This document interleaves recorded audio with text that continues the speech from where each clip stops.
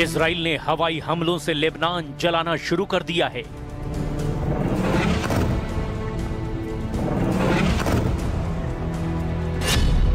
Israel ने जमीनी हमले से सीरिया को कुचलना शुरू कर दिया है। इजराइल ने गाजा में भयानक बमबारी कर तबाही मचा दी है।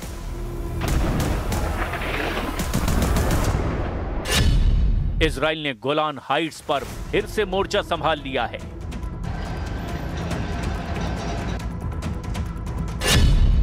इजराइल ईरान का तीसरा युद्ध फाइनल हो गया है।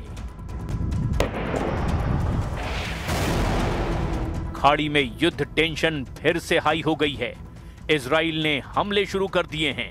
इजराइल फिर से सभी फ्रंट एक्टिव कर रहा है। जितने भी दुश्मन हैं, सबसे इजराइल एक साथ हिसाब बराबर करने लगा है। फिलहाल जिन दो फ्रंट पर सबसे भयानक माहौल है वो हैं लेबनान और सीरिया।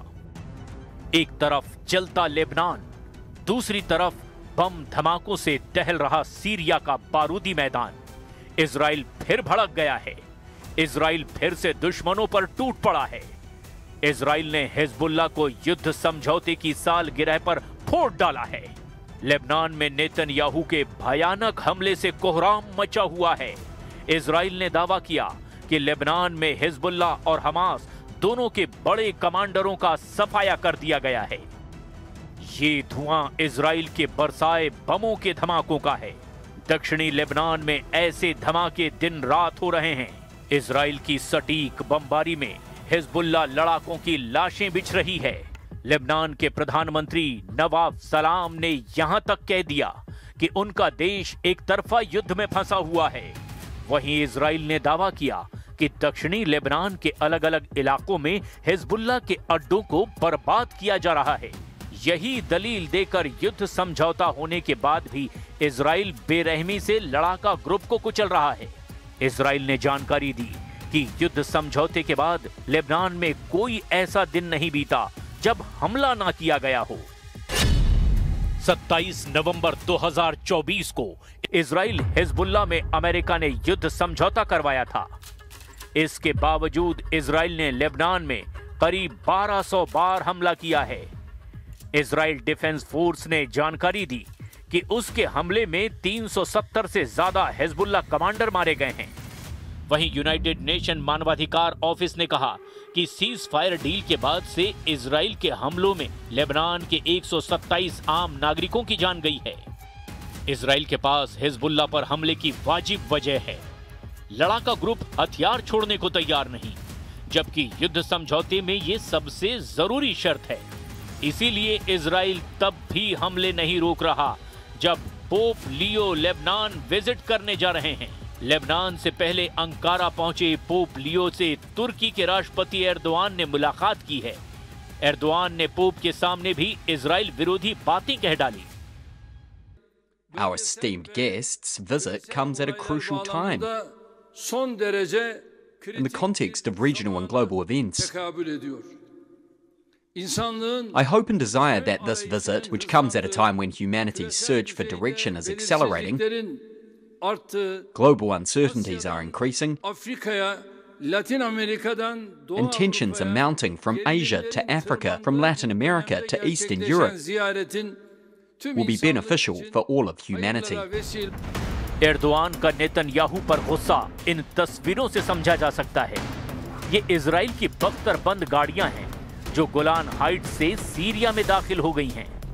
इजरायली सेना ने बताया कि 28 नवंबर की सुबह दक्षिणी सीरिया में एक गिरफ्तारी ऑपरेशन के दौरान बंदूकधारियों की फायरिंग में 6 इजरायली सैनिक घायल हो गए, जिनमें से 3 की हालत बहुत गंभीर है।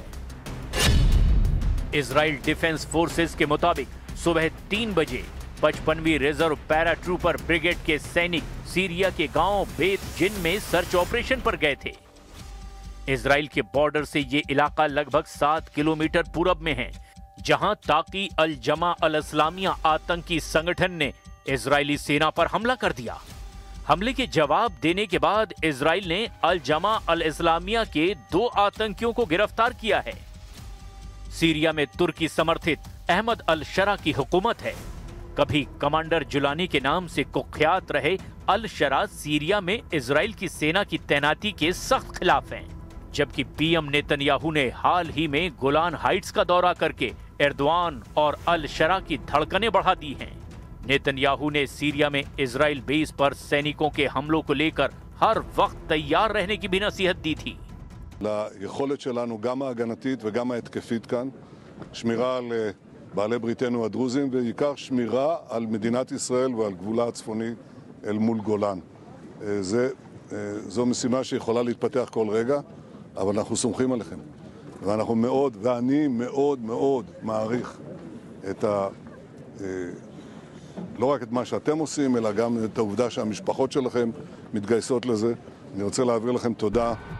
नेतन्याहू ने जिस खतरे की आशंका जताई वो आखिरकार सच हुई। सीरिया में इजराइल डिफेंस फोर्स पर भयानक हमला हुआ। इजराइल सीरिया में अपनी पकड़ कमजोर होने नहीं देना चाहता, क्योंकि यहां से उसे ईरान पर हमले के लिए आसान रास्ता मिलता है। वहीं तुर्की, सीरिया और ईरान इस इलाके को सीरिया का हिस्सा मानते हैं, मगर कब्जा इजराइल का है। जाहिर है इजराइल सामरिक लिहाज से अहम लोकेशन पर मजबूती से डटा रहना चाहता है, लेकिन ईरान जिस तरह लड़ाका ग्रुप्स को फंडिंग कर रहा है, उससे नेतन्याहू की टेंशन बहुत ज्यादा बढ़ गई है। द वॉल स्ट्रीट जर्नल की रिपोर्ट के मुताबिक ईरान ने पिछले एक साल में लेबनान के आतंकी संगठन हिजबुल्लाह को अरबों डॉलर भेजे हैं। ये रकम दुबई में money laundering operation, exchange shops और निजी कंपनियों के नेटवर्क के जरिए भेजा गया। ये पैसा ईरान की तेल से होने वाली बिक्री से कमाया गया था।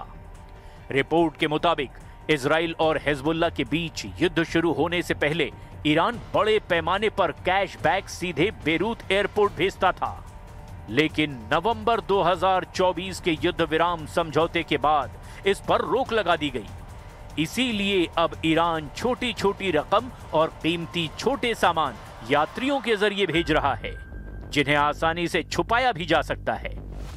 सीरिया में असद सरकार के गिरने से ईरान का पुराना तस्करी का रास्ता बंद हो गया है। वहीं बेरूत एयरपोर्ट पर कैश ले जाने वालों पर कड़ी निगरानी है। इसी वजह से ईरान अब कई तरीकों से हिजबुल्लाह को फंडिंग शुरू कर चुका है। ईरान समर्थित सभी फाइटर ग्रुप अपनी ताकत जुटाने में लगे हैं, लेकिन नेतन्याहू ने अब साफ कर दिया है कि अब फाइटर ग्रुप के असल आका को सबक सिखाया जाएगा। वैसे भी ईरान ने इजराइल से कट्टर दुश्मनी मोल ले ली है। दुनिया ने ऑपरेशन ट्रू प्रॉमिस का पहला संस्करण 13 अप्रैल 2024 को देखा था, जब ईरान ने सीरिया में अपने दूतावास पर हुए हमले का बदला लेने के लिए 170 ड्रोन और 30 मिसाइल इजराइल पर फायर किए थे। और ईरान ने ऐसा किया उसके दूतावास पर हमले के 13 दिन बाद। इसके बाद ऑपरेशन ट्रू प्रॉमिस का दूसरा पार्ट 1 अक्टूबर 2024 को देखा गया, जब ईरान ने हमास चीफ इस्माइल हानिया और हिजबुल्लाह चीफ हसन नसरल्लाह के मर्डर का बदला लिया था। 31 जुलाई 2024 को हानिया को तेहरान में ही मारा गया था, जबकि हसन नसरल्लाह को मारने के लिए इजराइल ने 27 सितंबर को बेरूत में बमबारी की थी। इसका बदला लेने के लिए ईरान ने 1 अक्टूबर 2024 को 200 बैलिस्टिक मिसाइल से इजराइल पर हमला किया था। इसके बाद जून में हुई जंग से तो पूरी दुनिया वाकिफ है, जब अली खामनेई ने ऑपरेशन ट्रू प्रॉमिस का तीसरा दौर शुरू करके बता दिया था कि पूरे पश्चिम एशिया में इजराइल को टक्कर देने वाली सबसे बड़ी ताकत ईरान है। 13 जून को इजराइल के हमले के बाद जब ईरान ने इजराइल पर मिसाइल बरसाई तो पूरी दुनिया हैरान थी। ईरान मिसाइल अटैक का हर रिकॉर्ड तोड़ रहा था। क्या तेल अवीव, क्या हाइफा और क्या इजराइल का डिफेंस सिस्टम। ईरान की मिसाइलों ने इजराइल के हर कवच को भेदा और बता दिया कि जब उसकी मिसाइल फायर होती है तो उन्हें रोकना ना इजराइल के बस की बात है, ना अमेरिका की।